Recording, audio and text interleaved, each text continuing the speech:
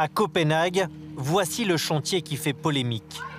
Dans ce quartier, la majeure partie des habitants est d'origine étrangère.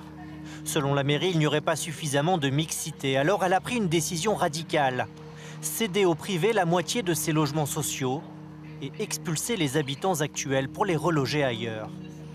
Mohamed Aslam vit ici depuis plus de 40 ans.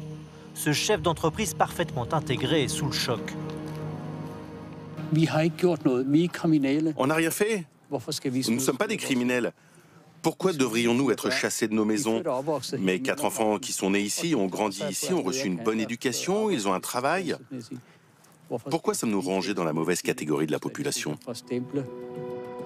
Un plan anti-ghetto, initié par le gouvernement, qui multiplie les mesures contre les étrangers.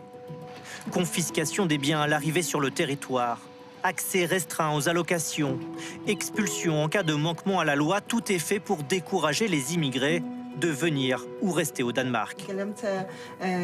Mesgan est arrivée d'Iran il y a 1 an. Et pour obtenir un permis de travail, cette médecin doit passer un examen qui va bien au-delà de ses compétences professionnelles. Les questions portent aussi sur l'histoire et la société danoise. C'est très difficile pour moi, parce que si on veut être intégré à la société, on ne peut pas, à moins de parler parfaitement le danois. Les bénévoles qui viennent en aide aux réfugiés s'inquiètent de cette dérive. On a de terribles exemples, en particulier des jeunes qui se sont réfugiés et pour qui ça se passe très bien au Danemark. Ils ont des amis danois, ils parlent danois et on leur dit de rentrer chez eux. C'est stupide, c'est un immense gâchis et c'est inhumain. Le Danemark a négocié une dérogation auprès de l'Union européenne pour avoir plus de souplesse en matière de politique migratoire. Résultat, depuis 2015, le nombre de demandeurs d'asile a été divisé par 10. Fait surprenant, c'est la gauche qui a pris toutes ces mesures et qui justifie sa politique au nom de la défense d'un certain modèle social. Quand on parle d'intégration, c'est comment les gens peuvent travailler, mettre leurs enfants à l'école, apprendre la langue, comprendre notre société. Le nombre de personnes compte. Et si nous avons trop de personnes à arriver en peu de temps, c'est impossible de les intégrer correctement. Une stratégie soutenue par une majorité de Danois. Si tout le monde veut venir au Danemark, il n'y aura pas assez d'argent pour chacun d'entre eux.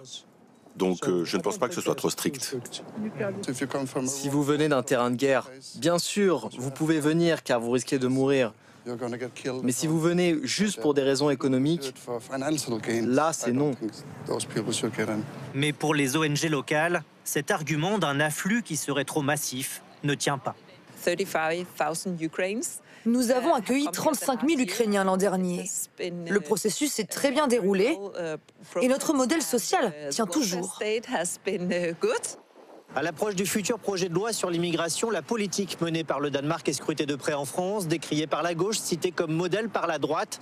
La méthode danoise s'invite aussi dans le débat français.